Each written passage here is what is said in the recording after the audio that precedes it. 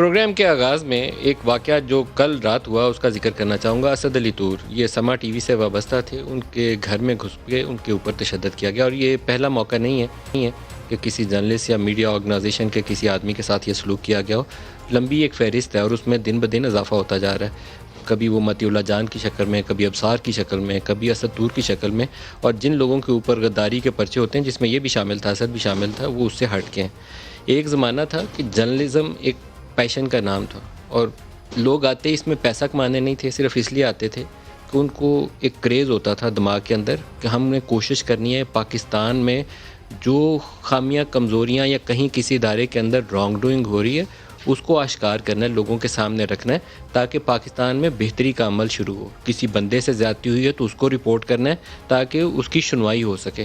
یہ جذباتی لوگ ہوتے تھے جو تنخواہ یا نوکری کی خاطر اس پروفیشن میں نہیں تھے آتے، اور نوکری رہے یا جائے یا کوئی ان کو اٹھائے گا یا مارے گا، اس پہ کیا ہوگا، کوئی مقدمہ بنائے گا، وہ خوف کم ہوتا تھا۔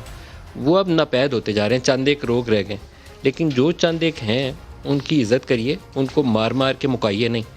جنرل پرویز مشرف کے دور میں اس پروفیشن کے اندر پیراشوٹ لینڈنگ شروع ہوئی تھی، اور پیراشوٹ لینڈنگ اس ایک ملٹری جنرلز کے لیے تو جس نے ٹیک اوور کیا ہو اس کی مجبوری ہوگی کہ اس کو واہ واہ کے لیے بندے چاہیے تھے کہ ڈھول بجائے جائیں کہ واہ واہ واہ واہ، جو کچھ کر دیا، آپ سے بڑا تو سمجھدار بندہ ہی نہیں تھا، باقی سارے تو چور ڈاکو تھے۔ لیکن سیاسی حکومتوں کے ہوتے ہوئے بھی اگر یہ کام ہو تو یہ پاکستان کی کمزوری کا سبب تو ہو سکتا ہے، پاکستان کو مضبوط بنانے کا سبب نہیں ہو سکتا۔ وہ لوگ جو لفافہ لے کر آپ کی خاطر یہاں واہ واہ کے ڈھول بجائیں گے، وہ کل کسی اور کی خاطر بھی ملک کو بیچنے پہ مادہ ہوں گے۔ جو سچ بولنے والا ہے اس کی قدر کریے، اور اس ظلم کو روا مت رکھیے، روک دیجیے، اور پرائم منسٹر کو اس کے اوپر ایکشن لینا چاہیے۔ آج تو آپ اقتدار میں بیٹھے ہیں، کل اگر آپ اپوزیشن میں ہوں گے تو آپ کے لیے یہ جن کو مار مار کے سڑکوں پہ پھینکتے ہیں وہ آپ کے لیے آواز کون اٹھائے گا؟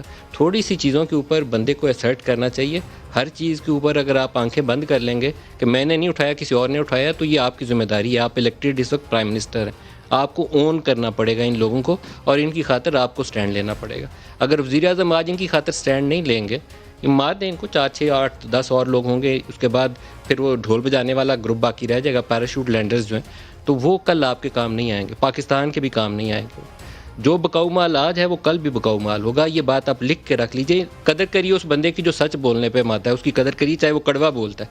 یہ کیس جڑا ہوا ہے کچھ اور دیگر ایشوز کے ساتھ۔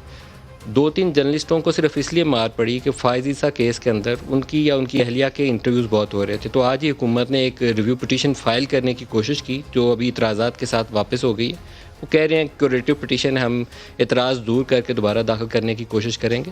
کریے جو آپ کا لیگل آئینی طریقہ ہے، لیکن کچھ ایسا مت کریے جس سے جگ ہنسائی اور پاکستان کمزور ہو۔ پاکستان کو کمزور کرنے والے ہر اس قدم کی ہر ایک شخص پاکستانی جو شہری ہے اس کو مخالفت کرنی چاہیے۔ میرا اور آپ کا پاکستان کسی کا نہیں ہے، کسی کو الاٹ نہیں ہوگا، کسی کی جاگیر نہیں ہے، اور اس پروفیشن کے اندر آتے ہوئے ہم لوگ تہیا یہ کرتے ہیں کہ سچ بولیں گے، جو صحیح بات ہے اس کو رپورٹ کریں گے، اور کوئی مظلوم ہے تو اس کی آواز بنیں گے۔ اس آواز کو دبانے کے لیے آپ جتنا زور لگا سکتے ہیں جو بھی لگا لیجئے، لیکن کوئی نہ کوئی آئے گا اس آواز کا ساتھ دے گا اور آگے یہ چلے گی۔ انشاءاللہ پاکستان مضبوط ہوگا اور سچ کی آواز بھی ضرور جائے گی۔ آج جو پروگرام